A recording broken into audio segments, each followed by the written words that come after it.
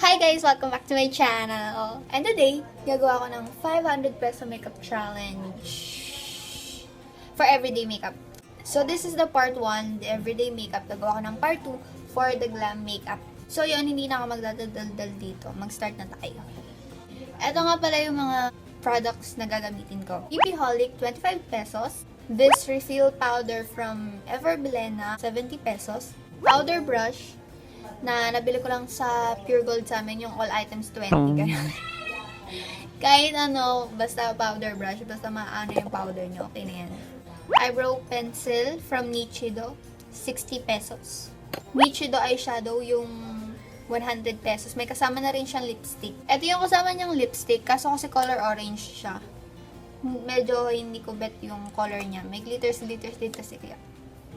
Lucy's Vanity Red Lip and Cheek Tint, 80 pesos lang. Eyelash curler. Kahit anong curler, kahit yung sa Divisoria, yung tigto 20, okay na yun. Basta hindi maano yung eyelashes niya. And lastly, clear mascara from Everbilena, 120 pesos. So, kayo na lang mag-add. Charot. So, kinompute ko siya, and ang total niya, 475. And guys, aaminin ko rin na hindi ako nag-shopping para dito sa 500 peso makeup challenge na to. Lahat to, ginagamit ko na nandito na yan sa bahay. Kasi ayokong gumastos kung alam ko namang meron ako dito. Diba?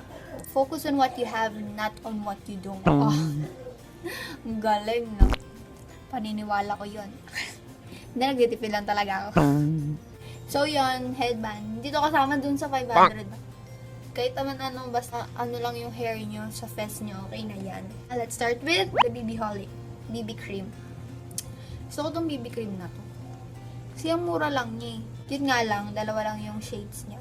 Light and beige. Beige yung kinuha ko. Tapos medyo pink undertone pa siya. Yung light naman kasi medyo na light na para sa akin. Hindi naman siya ganun ka-dark for me. Sakto lang siya. Yan. Lagay ko lang siya dyan. Maganda tong BB cream na to guys. Mura lang siya pero maganda. Light coverage lang siya. Pero tingnan natin kung buildable ba siya.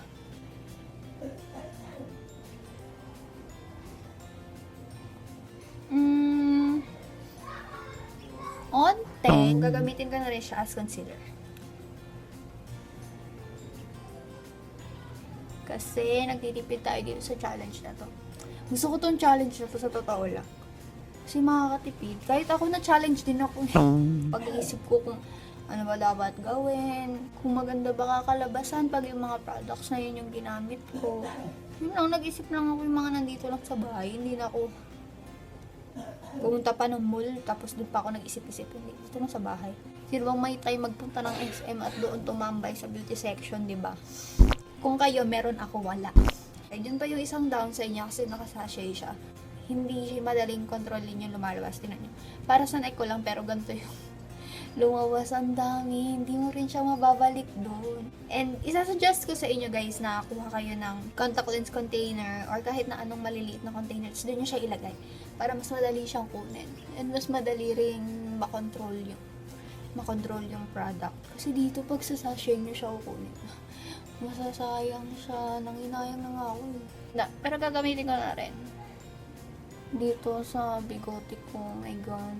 Nagdagan ko na rin yung nilagay ko as concealer.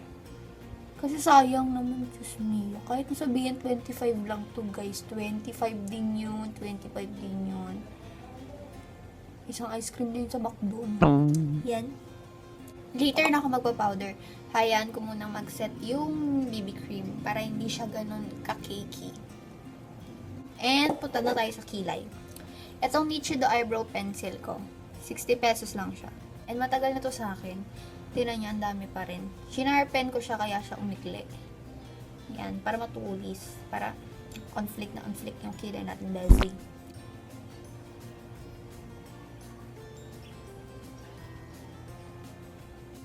Nibe-blend ko siya sa unahan muna. Para faded. Lightly lang i-brush yung the rest. Yan, difference. So, sa eyeshadows na tayo. Ito yung palette. Yan. Nawala ko yung brush. Pero meron akong brushes dito na katulad nung nandito na nakalagay. Etong dalawa. So, sorry guys. Sorry guys, nawala ako. Hindi ko naman sinasadya eh. Hindi ko rin mahanap kung nasaan, kaya ito na lang muna gagamitin ko. Ha? Unang-una kong kukunin ay etong cream. Gagamitin ko to, and I will take this two. Yung cream at saka yung brown shade. And ilalagay ko lang siya dito sa outer and sa crease. Parang hindi kita yung parang wala nangyayari. Kunin ko na lang to isang brush. Yan, may nadagdag na. Lalagay na rin ako dito sa lower lash line. I-mix ko lang din yung dalawa. So, yan. Gagamitin ko na lang tong pang blend since hindi ko siya nagamit as maglagay ng eyeshadows. Para may silbi naman, no? Charot. I will take the shade white one and ilalagay ko siya din sa inner third with my pinky. Oh my God.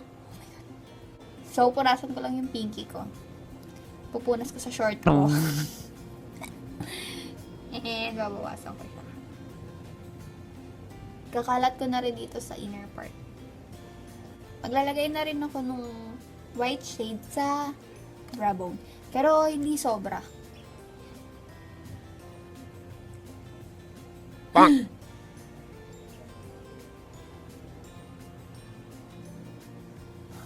Sobrang pigmented, nakakainis. Ngayon lang ako nainis sa sobrang pigmented na eyeshadow. So next, Cure Mascara. Lalagay ko sa kilay and sa eyelashes. And nga pala guys, yung eyebrow pencil, pwede nyo rin siya gamitin sa nose contour. Ganun yung gagawin ko ngayon.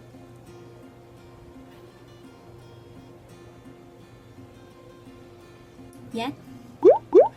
So next, yung cheek tint.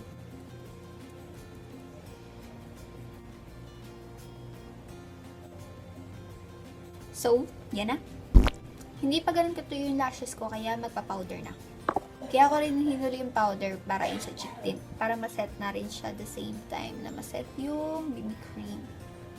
Tutuyo na lashes ko, kaya curler na. So, eto na siya guys. Eto na yung final look.